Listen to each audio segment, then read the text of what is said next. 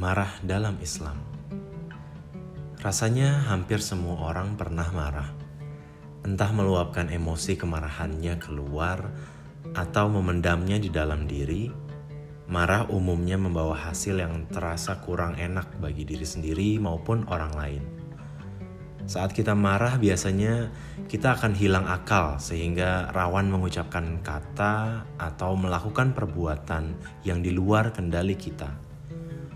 Mungkin pada saat marah, kita merasa sah-sah aja melakukan suatu perbuatan tertentu. Tapi coba deh ingat-ingat kembali. Seberapa sering setelah kita sudah tenang kembali, kita sadar kalau perbuatan marah kita tidak ada gunanya. Biasanya kecenderungannya kita merasa harus minta maaf untuk memperbaiki keadaan.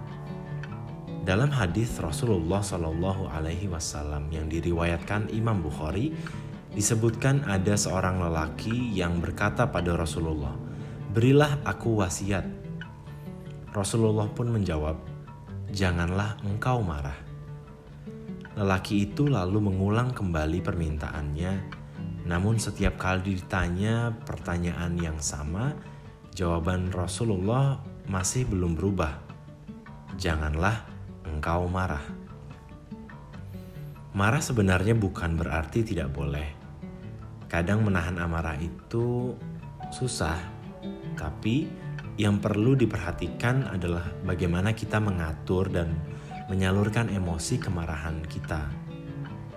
Dalam hadis lainnya yang diriwayatkan oleh Imam Ahmad disebutkan, jika salah seorang di antara kalian marah, diamlah.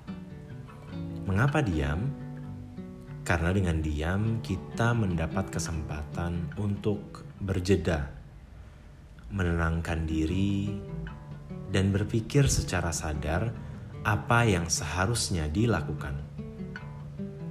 Diam juga menahan kita dari melakukan hal-hal spontan yang merugikan. Marah itu bahan dasarnya api. Selain itu, marah juga mengalir dalam darah. Merasa tidak kalau kita marah, rasanya emosi kita tinggi dan terasa panas. Oleh karenanya, kalau dalam Islam saat kita marah, kita dianjurkan untuk mengambil air wudhu untuk mendinginkan. Selain itu, kita juga disarankan untuk mengambil posisi lebih rendah dibanding posisi kita sebelumnya untuk membuat peredaran darah kita mengalir ke seluruh badan agar kita menjadi lebih rileks. Misalnya, kita marah saat sedang berdiri, maka kita dianjurkan untuk duduk. Bila masih marah saat duduk, kita dianjurkan untuk terlentang dan bahkan untuk menutup mata atau tidur untuk membuat kita menjadi tenang. Menahan emosi agar kita tidak cepat marah memang tidak mudah, tapi bukan berarti tidak bisa dilakukan. Hanya perlu latihan agar kita bisa menyalurkan emosi kita di hal-hal yang tepat. Kalau saya selalu mencobanya dengan cara diam.